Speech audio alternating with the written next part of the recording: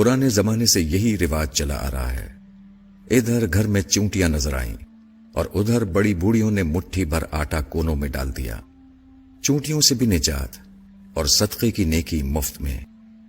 ابا ہنسنے لگے تو خاتون کے چہرے پر بھی مسکراہٹ آ گئی۔ چلے میں بھی پھر آٹا ہی ٹرائی کر لیتی ہوں۔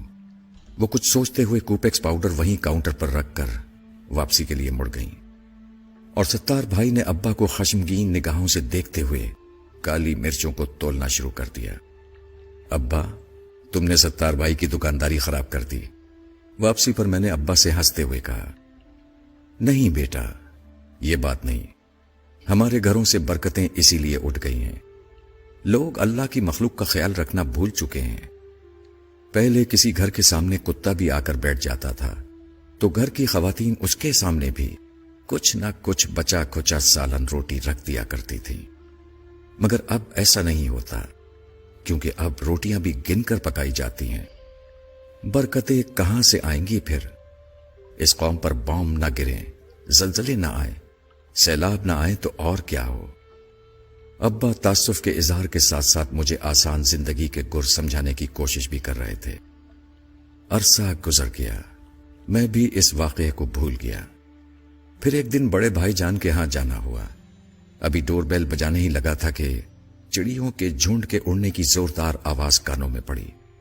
چونک کر اوپر دیکھا تو پتا چلا کہ مین گیٹ کے دونوں جانب مٹی کے کنڈے رکھے تھے، اور ان کنڈوں سے چند لمحے قبل یقیناً وہ چڑیا دانہ چگ رہی تھیں، اور اب میری آمد سے ڈر کر انہوں نے اڑان بھری تھی، مگر ابھی بھی وہ اڑ کر دور نہیں گئی تھیں، بلکہ اوپری منڈیر پر ادھر ادھر پھدک کر میرے جانے کا انتظار کر رہی تھیں۔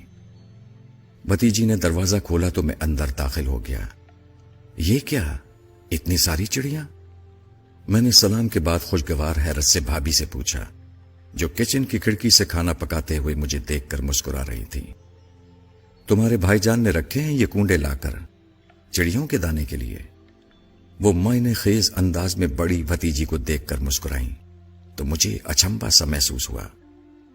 شام کو بھائی جان آئے تو مجھ سے رہا نہ کیا۔ بھائی جان، یہ چڑیوں کے لیے دانہ رکھنے کی کوئی خاص وجہ ہے کیا؟ نہیں، بس ایسے ہی، اچھا ہوتا ہے، صدقہ دیتے رہنا چاہیے۔ بھائی جان نے آہستہ سے سمجھایا، یہ بہت ضروری ہوتا ہے، خصوصاً جس گھر میں بیٹیاں ہوں۔ پھر بتانے لگے کہ کسی بزرگ کے پاس ایک شخص نے آ کر بتایا کہ وہ غریب آدمی ہے اور پریشان ہے کہ اپنی جوان بیٹیوں کی شادی کس طرح کر پائے گا، کیونکہ غربت کی وجہ سے کوئی اس کی بیٹیوں سے شادی کرنے کو تیار نہیں۔ بزرگ نے مشورہ دیا کہ روز 200 بھوکوں کو کھانا کھلاؤ، تمہارا مسئلہ حل ہو جائے گا۔ غریب آدمی مارے احترام کے بزرگ کو تو کچھ نہ بول پایا، البتہ آستانے سے باہر آ کر زارو قطار رونے لگا۔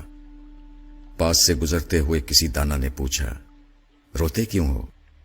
غریب نے جواب دیا، غربت نے پہلے ہی مار مار کر ادموا کیا ہوا ہے، اور سرکار نے فرمایا ہے کہ روز 200 بھوکوں کو کھانا کھلاؤ، تب بیٹیوں کی شادی ممکن ہوگی۔ دانا آدمی مسکرا کر بولا، بھلے آدمی، بھوکا کیا صرف انسان ہوتا ہے؟ اللہ کی مخلوق چھوٹی ہو یا بڑی، بھوک تو سب کو ستاتی ہے۔ اگر تم ایک مٹھی آٹا بھی چونٹیوں کو ڈال دو گے تو سمجھو تمہارا صدقہ ہو گیا۔ دانا آدمی تو یہ کہہ کر اپنی راہ چل دیا، اور غریب اپنی ناقص عقل پر ہنستے ہوئے اپنے گھر کو چلا۔ کچھ عرصے بعد ہی صدقے کی برکت سے نہ صرف وہ اپنی بیٹیوں کے فرائض سے سبکدوش ہوا، بلکہ گھر میں بھی خوشحالی آ گئی۔ بھائی جان جس وقت یہ واقعہ ہم کو سنا رہے تھے، مجھے ابا کی مٹھی بھر آٹے والی بات یاد آ رہی تھی۔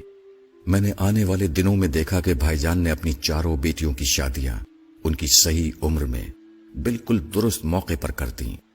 شاید اسی لیے جب میں نے اپنا گھر لیا تو سب سے پہلے اپنے دروازے کے پاس چڑیوں کے لیے دانہ رکھ دیا۔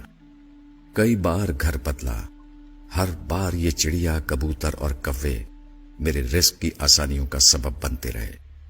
بیماریاں بھی آئیں، پریشانیوں نے بھی گھیرا تنگ کرنے کی کوشش کی، مگر ہمیشہ یہ پرندے مجھے آسرا دیتے رہے۔ ان مال اسر یسرا کہ مانے سمجھاتے رہے، اللہ رب العزت کی بڑائی کا یقین دلاتے رہے۔ الحمدللہ سما الحمدللہ۔ میں نے آج تک اپنے بچوں کا بہتا خون نہیں دیکھا، انہیں کسی تکلیف سے تڑپتے نہیں دیکھا۔ ایک وقت ایسا بھی آیا جب میرے گھر کا سب سے بڑا مسئلہ یہ تھا کہ ہماری مرغی کڑک ہو جانے کے باوجود انڈوں پر کیوں نہیں بیٹھ رہی ہے، اور یہ وہ دور تھا جب میرا گھر کبوتروں والا گھر کے نام سے مشہور ہو چکا تھا۔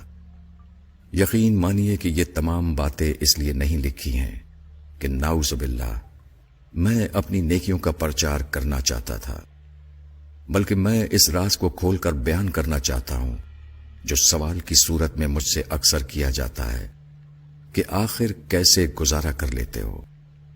ہم سے تو نہیں ہوتا۔ میں نے اپنی زندگی کو اسی ننھی مخلوق کی خدمت کر کے آسان بنایا ہے۔ تمام بڑائیاں اس رب کے لیے جس نے مجھے اس قابل بنایا کہ میں یہ کر سکوں۔ اللہ ہم سب کو صدقات کی توفیق عطا فرمائے، آمین۔